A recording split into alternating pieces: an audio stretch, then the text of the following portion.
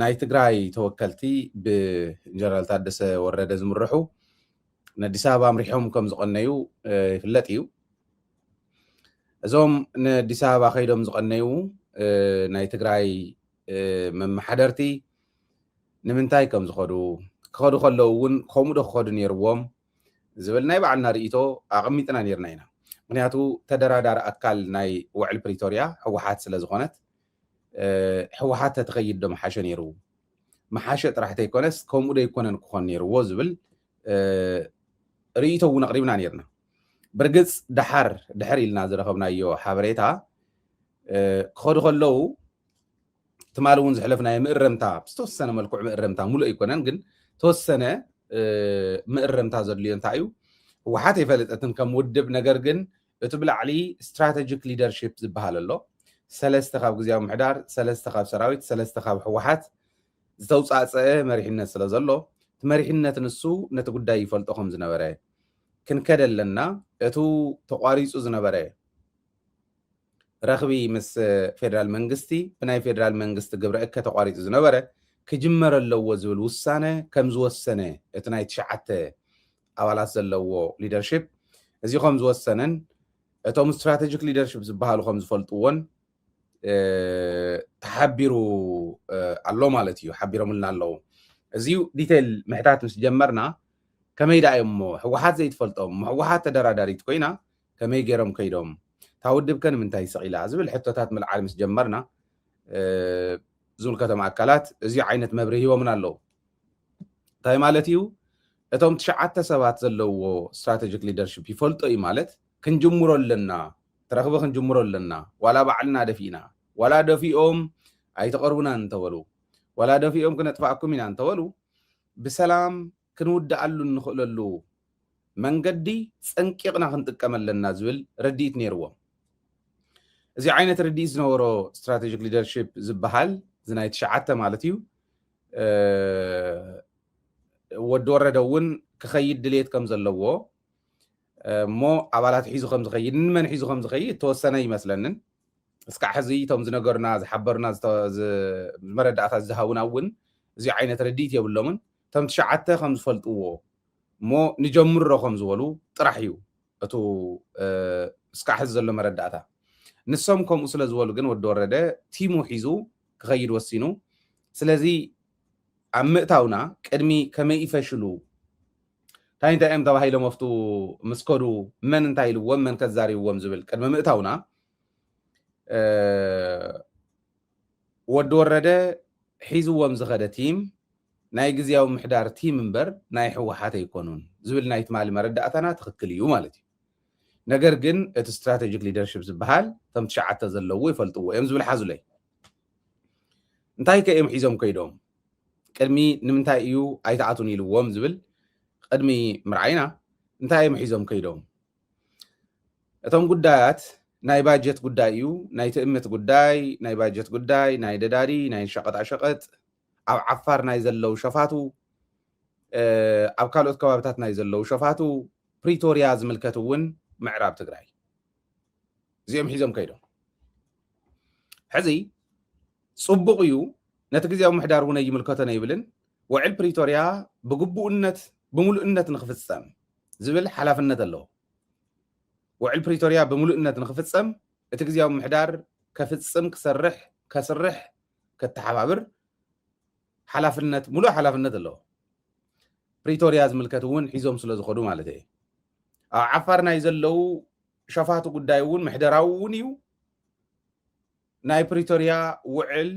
ናይ ምፍፃምን ናይ ዘይምፍፃምን ጉዳይ እውን እዩ ናይ ትእምት ጉዳይ እውን ከምኡ እዩ ናይ ነዳዲ ጉዳይ ናይ ሸቐጣሸቐጥ ጉዳይ ናይ ባጀት ጉዳይ እዚኣቶም ኩሎም ይምልከትዎ እዮም ፀገም የብሉን ከምኡ ስለ ዝኸዱ ኣነ ሕዚ ቱ ሕወሓት ተደራዳሪት ኮይና እንዳሃለወት ቱ ኣፐር ሃንድ ክንቆፃፀር ንኽእል ብኡ በት መንገዲ ንሱ እዩ ኢት መጎተይ እምበር ኣይምልከቶምን ኣይኮነን ብዚኣ ሕዝን እዮም እንታይ ደኣ እሞ ከመሓድሩ ፅቡቕ እዩ ምኻዶም ከይዶም ፋይዳ እንተዝህልዎ ነይሩ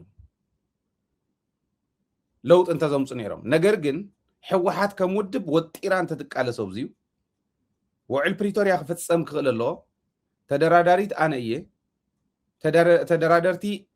ሕወሓትን ፌደራል መንግስትን እዮም ስለዚ ዋላቶም ዘርዘርክዎም ባጀት ይኹን ካልእ ይኹን ትግዚያዊ ምሕዳር ኣይተዋሃወን ኢላ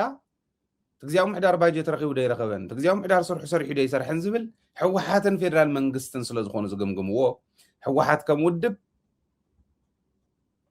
እቲ ናይቱ ድርድር ኣፐርሃንድ ሒዛ ክትከይድ ክትቅፅል እንተኽኢላ ንሕና ንጥቀም ትግራይ ትጥቀም ግዚያዊ ምሕዳር ስለ ዝኸደ ይትጥቀም እንድያ ዝብል ሰብ እውን ክመፅእ እዩ ከምኡ ገይርኩም ይትረኣይዎ ግዲ የብልኩም ኣያንያ እቲ ዓለም እትሰምዓ መንገዲ ኣያንያ እታ ተደማፂት ዝኾነት መንገዲ ኢልና ክንሓስብ ክንክእል ኣለና ኣነ ንሱ እዩ ዝሕስበኒ እታ ሞር ትድመፅ እታ ሞር ዓለም እውን እዚ እንድሕር ዘይተፈፂሙ ዳ ኢላ ክድንግፀላ ትኽእል እንተሰሪሓ ናይ ሕወሓት መንገዲ እዩ ንምንታይ ንሕወሓትን ፌደራል መንግስትን ስለ ዘደራደረት ፖለቲካል ዳያሎግ እንዳገበርኩም ፀገምኩም ፍትሑ ዝተባሃሉ እውን ሕወሓትን ፌደራል መንግስትን ስለ ዝኾኑ ምንምንታይ ደኣ ወዲ ወረደ ቲም ሒዙ ኸይዱ እሞ ከዓ ናይ ሕወሓት ስራሕ ፈፀምቲ እዮም ግን ብሕወሓት ዘይተለኣኹ እዮም ንምንታይ ደኣ ሒዝዎም ከይዱ ኣብ ግዜያዊ ምሕዳር ስለ ዘለዎ እቲ ሓደ ምኽትሉ ስለ ዝኾነ እቲ ሓደ ናይ ማይ ሃፍቲ ሓላፍ ስለ ዝኾነ እዚኣ እያ እታ ኸይዲ ሕዚ ብዙሕ ተባሂሉ እንድዩ ዋላ እቱ ኣብይ ኣሕመድ ከልኪልዎም ብርሃኑ ጁላ ዛሪብዎም ዝብል እውን ከነስተኻኽሎ ኢና እቲ ሓቂ ካሊእ ስለ ዝኾነ ከልኪልዎም የኣብይ ኣሕመድ ከመይ ከልኪልዎም ንምንታይ ከልኪልዎም ዝብል ክንርኢ ኢና ብርሃኑ ጁላ ከዛሪብዎም ድዩ ወይስ ካሊእ ሰብ ዝብል እውን ክንርኢ ኢና ንምንታይ ኢና ንሱ ንሪኦ እውን ናይ ባዕሉ ከይዲ ኣለዎ ከመይ ገራ ኢትዮጵያ ትፃወተልና ከም ዘላ ልቢ ዘለዎ ትግራዋይ ብፍላይ ብደገ ዘለኹም ንግለ ሰባት ምንጭብጫብ ንግደፎ ንምንታይ ትግራይ ብሓባር ክትሳገረልና ሕወሓት እንብል ካልእ ተኣምር ሃልይዎ ኣይኮነን እታ መንገዲ ንሳ እያ ኢሎም ቶም መደራደርቲ ሂቦምና ኣሎ መንግስትና ኣፍሪሶም ንሕወሓት ሂቦማ ሰራዊትና እውን ካብ ናይ ትግራይ ናብ ናይ ሕወሓትነት ሂቦሞ ኮነ ተባሂሎም ተሰርሑ ምዃኖም እዚኣቶም ዘይርድኡ ትግራዋይ ከብልዓና እዩ እዚ ኣብ ደንብ ተረድዋ ስለዚ እቲ እንኮ ናይ ኩልና ስራሕ ክኸውን ዘለዎ ሕዚ እታ ፕሪቶርያ ክትፍፀም እንድሕር ኮይና እንተሃልያ ማለት እዩ እዚኣ እኮ ገለገሊኦም ከም ዝብልዋ መቃብር ተሰኣነሉ ስምምዕነት እንድም ዝብልዎ ኣነ እውን ከምኡ ይስማዕማዕ መቃብር ተሰኣነሉ ስምምዕነት እምበር ዘሎ ይኮነን ግን ፕሪቶርያ ክብሉ ከለዉ መራሕቲ ይርዳእኒ ንምንታይ እዮም ከምኡ ዝብሉ ዘለዉ ዝብል ይርዳእኒ እዚኣ ከትሕዘኩም እሞ ክንሰግር ናፍቲ ካሊእ ፕሪቶርያ ከም ዘየለን እንዳፈለጡ ኣብይ ኣሕመድ ብሙሉነት ጥሒስዎ እንዳሃለዎ እንዳፈለጡ ፕሪቶርያ ዝብሉ መራሕቲ ትግራይ ንምንታይ እዮም ሪኢኹም ምስ ዓለም ክተራኽበና ትኽእል ናይ ዲፕሎማሲ መስርሕና መትሓዚ ከምዙ መንከሽከሽ ቡና ክቕሎ ከሎስ ከየቃፅለካኒ መትሓዝ ዘሎ ሓዊ እኒሃ ንሪኢ ኣለና እቲ ናይ ዲፕሎማሲ ከይድና ስራሕትና መትሓዚ ሃልይዎ ዝኾነ ግሪፕ ሃሊና ብኡ ሒዝና ክንወፅእ እንድሕር ኮይንና ብቑዕ እንተሃሊና ማለት እዩ ዝኾነት ሸላኹ ያንሳ ወላ ፈሪሳ እንዳሃለዎ ተላ እንዳበልካ ኢኻ ትዳሎ ኣፍሪሶሞ እንዳሃለዉ እንዳርኣኻ ኣላ እንዳበልካ ምድቃስ እንተይኮነስ ኣላ እንዳበልካ ትዳሎ መወዳእትኡ ፍሪሶሞ እዮም ኢልካ 1 2 3 ኢልካ ትቆፅሮም ኣብ ኢድካ ስለ ዘለዉ ኣብ ድላይካ ክትገብረሉ የኽእለካ ማለት እዩ እዚ ትኸይዲ ንሱ እዩ ይርዳእኒ ፕሪቶርያ ኣሎ ምባሎም ትፈርሰላ ፕሪቶርያ እንዳበሉ በብሽዑ ምውፅኦም ንዓይ ይርዳእኒ እዩ ንምንታይ ከምኡ እንዳበልካ ኢኻ ትዳሎ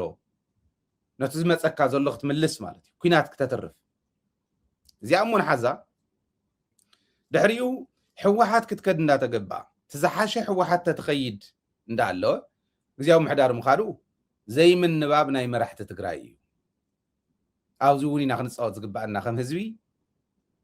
ከም ኢሊት ዳያስፖራ እውን ዝምልከቶ ዘበለ ኩሉ ክትፃወት ዝግብኦ ንምንታይ ሕወሓት ተትኸደ ይመሓሸን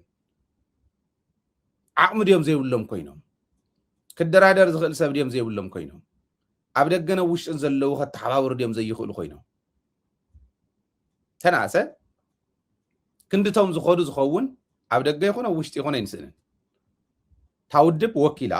ዋላቶም ዝኸዱ እውን ክልተ ናይ ባዕላ ስለ ዝኾኑ ንሳቶም ወዲ ወረደ እውን ዘለዎ ግን እቲ ቲም ከም ውድብ ዝተለኣኸ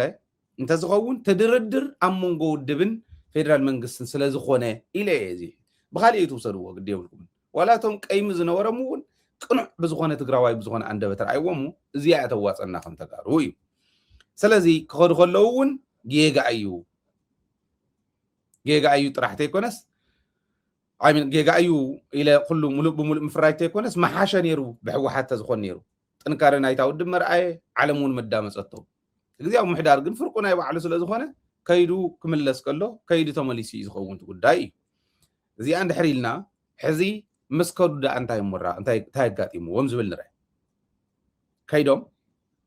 ንአብይ አሕመድ ከዛረብዎ እዩ ነይሩ ቆፀሮ ሒዞም እዮም አትሒዞም እዮም ቆፀሮ ትሒዞም ከዛረብዎ ሽኢሉ ብዛዕባ እንታይ ከም ዘዛረብዎ ቶም ዓንተወይ ዘርዘርክዎም ናይ ባጀት ጉዳይ ናይ ትእምት ጉዳይ ናይ ነዳዲ ጉዳይ ናይ ሸቐጥ ጉዳይ ናይ ፕሪቶሪያ ዝምልከት ናይ ምዕራብ ትግራይ ጉዳይ ናይ ዓፋር ጉዳይ እዚኣቶም ከዛረብዎ ከም ምዃኖም ቆፀሮ ትሒዞም ዝኸዱ ሓለፍቲ مسكرو አዲስ አበባ مساعته ግን ንበይንኻ እንተ ዘይኮይኑ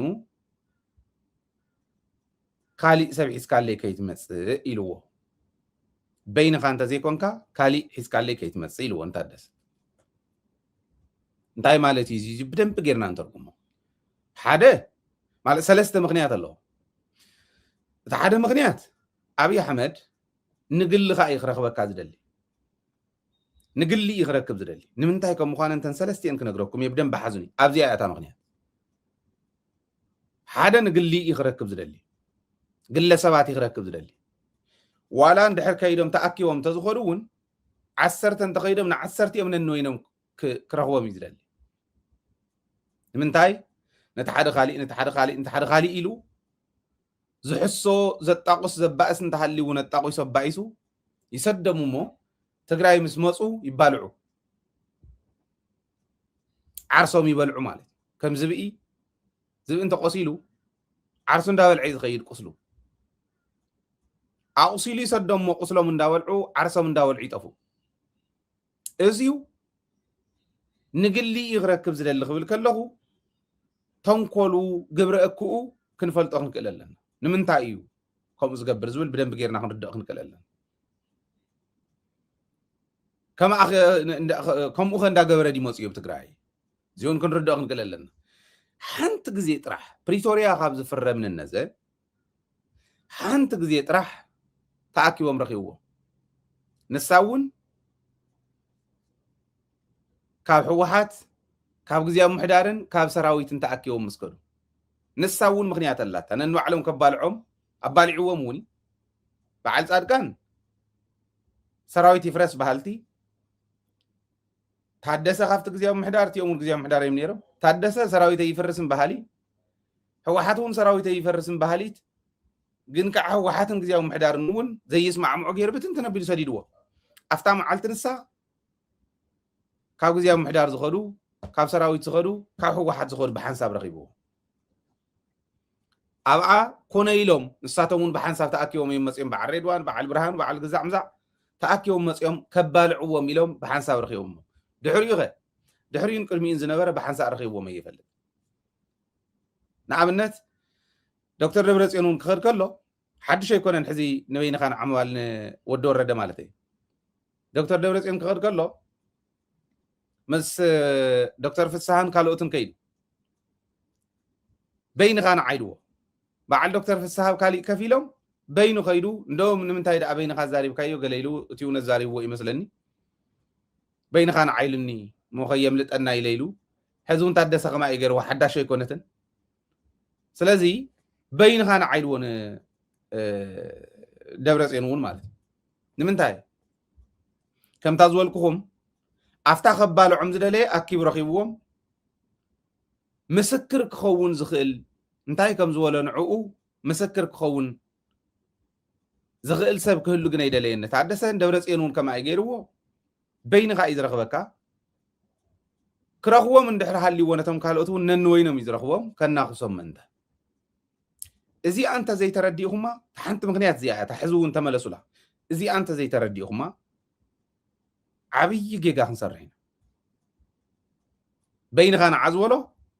مسكر كوينو مرتع كوينو قرب زخل سب نسلست كوينم قربو يدليو نتادس الزاويعو بتنكل التاليلو خقبر زخل كجبري زدلي زي أخجبري زدلي من الباشون أو نهلو خلنا خصمنا نوعلم تايدا عم بين خير كهم زين نادي نعمل سينا قال ولا كبهالون دحر كوينو كمو تاي كم زول زي فلت نعقون تسقالات يلون تستالي لو خصدن دحر دليون كمو سلازي بين خان تزي كوينو እዚኦም ሒስካ ለይ ከይትመጽእ ዝበሎ በዚ ምክንያት ይተሓደ ካልኣይ ምክንያቱ ሕወሓት ዝበሃል ክደራደሮ አይደለን ምስ ሕወሓት ዝበሃል ድርድር የብለይን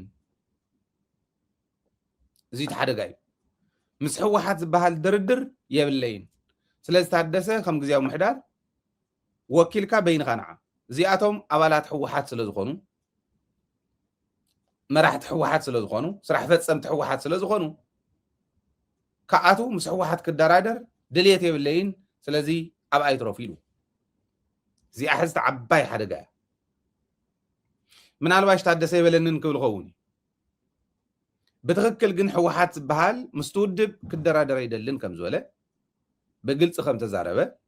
ኣብዚ ኣይዛረብ ኣለኹ ኣነ ዝሕተተሉ እየ ዛረብ ዘለኹ መርትዖ ዘለኒ እየ ዛረብ ዘለኹ መርትዖ ዘይብላ ብደደቢት ክትቀርበ ይትኽእል ኣይከኣልን ብሱ ኣይከኣልን ኣይንደልዮን ጥራሕተ ይኮነስ ሓደጋ እዩ ኢልና ስለንኣምን መርትዖ ዘይብሉ ይንኣምን ኣውዚዩ ሰባት መፅኦም እውን መርትዖ ደለኩም እንዳበልና ንሕዞም ነዚ ስለዚ ምስ ሕወሓት ክደራደር ኣይደልን ኢሉ ናብ ምንታይ ይወስደና ኣሎ ይመስለኩም ምስ ሕወሓት ክደራደር ኣይደልን ምሳኻ ግን ፀገም የለን ምስ ክደራደር የለን ምስ ግን ፀገም የለን እንዳበለ ኣይ እሞ ድሓን ዋላ ምስ እከለ ጥራሕ ይደራደር እምበር ብሰላም እንተወዲእናዮ ዋላ እዚ ድሓን ንግደፎ እንዳበልካ እንዳርሓቅካ ትኸይድ ውድብ ትብትን ውድብ ናይ ምብታን ውዳበታትና ናብ ኩለን ክበፅሐን እዩ መወዳእትኡ ነተታሊሉ እንዳበተነሉ ዝፀንሐ ሓይሊ ንዕኡ በቲኑ እዩ ትግራይ ዝቆፃፀር ተረዲእኹም ንዶ መወዳእትኡ ንእከለ ይደልን ንእከለ ዳ እምበር ንእከለ ይደልን ንእከለ ዳ እምበር እንዳበለ ደይኸድ ሙድሓን እከለ ዋላ እንድሕረ ዛራሪዎ ፀገም የለ እንዳበልካ ንዕኡ እንዳሃብካዮ ዶ ትኸድ ትኻሊእ እንዳፍረስካዮ ዶ ትኸድ እንዳውረድካዮ ዝነበሮ ተደማፅነት ዝነበሮ ሮል እንዳወደቀ ዶ ይኸድ ድሕሪኡ ፀገም የለን ዋላ እንተፈረሰ ናብ ዝብል ትኸይድ ትውድብ ክፈርስ ውዳበታትና ክፈርሳ ህዝቢ ትግራይ መራሒ ዘይብሉ ክተርፍ ሕወሓት ስለ ዝፈረሰ መራሒ ዘይብሉ ይተርፍ ኣይኮነን ዝብል ዘሎ ደድሕሪ ሕወሓትን ካልኦትን ክፈርሳ ጀሚርዎን እውን ኮዮ ክልተ ሰለስተ እንዳመቐለኒ ዘሎ ኣብተን ንኣሽተን ውድባት እውን ኣትይሉ ኣብ ሕወሓት ጥራሕ ኣይኮነን ለዚ ታካይዱ እንተተረዲኣትኩም ንሕወሓት ክደራደር ኣይደልን ኢሉ ዛት ሚንስ ውዕል ፕሪቶሪያ ዝበሃል የለን ማለት እዩ ስለ ምዕራብ ትግራይ እውን ንሶም ክደራደሩ ኣይኮንን ክኸዱ ነይርዎም ክደራደር ዝነበሩ ሕወሓት እዩ ክኸድ ነይርዎም ብለይ እንተኢልዎም ብለይሉኒ ኢሉ ክምለስ ነይርዎ ቱ ሕወሓት ዘልእኾ ጉጅለ ኣነ ከምኡ እየ ዝኣምን ከመይ ገይሮም ከፍርሱና ይኸዱ ከም ዘለዉ ከምቲ ንዓይ ዝርዳእኒ ዘሎ እንተተረዲእኩም እዚኣ ዓባይ ሓደጋ እያ እዛ መንገዲ እዚኣ ዓባይ ሓደጋ እያ ከም መንገዲ ዓባይ ሓደጋ እያ ዋላ ንሕወሓት 100 ግዜ 1000 ግዜ ፅላእ እዩ እታ ፕሪቶሪያ ትበሃል ውዕል ኣብ ተግባር ክትውዕል ህዝቢ ትግራይ ክርባሓላ ብዘይ ኩናት ተኸራኺርና ክንስዕር እንድሕር ኮይንና እሞ ክትፈጥን እንተኮይና ድሓን ይኹን ዝበሃል ከይብሉኒ ዝበሃል ከምዚ ዝበሉ ሕማማት ነውግድ ሕወሓት እያ ተደራዳሪት ሕወሓት ትደራደር ዓቕሚ ዘይብላ እንተኮይና ካብ ደገን ካብ ውሽጥን ነዚ ዝከታተል ሓይሊ ትመድብ እዞም ሓይሊ እዚኦም በብግዚኡ ንህዝቢ ኣብዴት እንዳገበሩ ኣብዴት እንዳሃቡ ንዓለም ኣብዴት እንዳሃቡ ይኸይዱ ካብ ደገን ካብ ውሽጥን ሰባት ድሓን ዝበሃሉ ሰባት ትወክል ነዚኣ ይሓዙ ዋላ ህዝቢ ዋፂ ይኽፈሎም ደሞዞም እዚኣ ጥራሕ ይስርሑ ብዓለም ዘሎ ውዕል ከምዚ ዝዓይነቱ ከመይ ከም ዝፈረሱ ከመይ ሰክሲድ ከም ዝገበሩ እቶም ሰክሲድ ዝገበሩ እዚ እንዳንበቡ ካብ ውዕል ፕሪቶሪያ ዊዝን አ ይር ሙሉእ ብሙሉእ ትግራይ ነፃ ብትወፀሉ መንገዲ ክምልእዋ ክሰርሕዋ ክኽእሉ ኣለዎም መዓልታዊ ኣብዴት እንዳሃቡ ኣብ ሚድያታት እንዳወፁ እንዳገለፁ ህዝቦም እንዳረድኡ ከምኡ ዝገብሩ ቲም ክትምድብ ክትክእል ኣለዋ ሕወሓት እዚ እንተዘይመዲባ ኸ ከምቲ ሕዚ ዝኒሄ ሰንፈላል أي كلن تخدي حيش ندالك جزيا محدار تمونغو فرقي أبي أحمد زوننو كيد بل ندالك ناسدد كان تخير كافه زيو ودقتكم يو ناي حوحات ون ودقتي شفينا ما اخترفون دليت نيرومي تحزي زغدوا أي تاعتون زولم شفينا ما اخترفون دليت نيرومي أزي سلفناي ندحر زي تقول ما أي كلن موال وردتي ولن هزب سلازخوانة تم حضر زلو بزعبا هزب سلازخوانة بزعبا عد سلازخوانة نزارب زلنا فزي تقبلكم يتقبلنا الموال نوريول I hope ما تصحهم تقلصوا حز خيدم نأكل رخوون نابزول زينا قابل ناتو أبي حمد كالكي لكمي وعل بريتوريا بهال مسحوحات أي زراربني لكمي أزي عبي حدا قايو لازي هزبي أزي ترديوه تاودب تردياته تمرحينا ترديوه سراوي ترديوه هاي إنا خنقبر زل النازبل إلا تاوزتنا خوينو كقصل كخل الله تحق زياء مالي سوامي لازم وين رخيوه تايلوه زياري فلتا تايلوه نوين مسرخوص زياري فلتا يبلنا المرد هذا سوون كبرنا إليه أمننا ناتو أنا نايب عليه ريزرفيشن لأني أبتدسه إن كلا سلزعته تحكموا طرح إليه كنا أورد نايب على اللي زلوا سب مخالف فلتة نسو بجزي أنت قدي فوق خن فينا تزي كوين كن كم عنده لنا خن كسلينا تهم زخدوا ونجن زي أخجل سلوهم أو دوم ريبورت قبر لهم تخاليتي زخلك لله حوحات زبهال كاو البريتوريا مرحقن وداب مفراسن حوحات كاو استقراي نتسيلكا مفراس ددحريتن كالوت ودابتاتن ودباتن مفراس حزب تقراي بينو مترافي اللي تو نقر كم كان نقر افكا مخادي ناي ولدوي حدش نغير يكونن زغبر زل ناي ولدوي نايتوم ستاتيوت ناتا نايزوم ناي توم چقونتي اسريحو غونه طاو تسريحو بيت منغست قميطو زلو ناتاتوم حدرغا خبر يليو ناتاتم طاو تقميط زلو بيت منغستي تحدروم يزخبر زلو خالي تامر يقول احنا ون سكسيد نغبر زيتا تردينا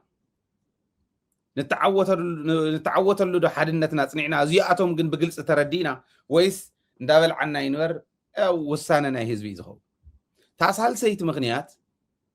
امانيل كومزي سلازنبره تخلاي كومزي سلازنبره زبل ناو قلهم وان تارجت زغبر زياتهم كمصنا يدليهم من زبل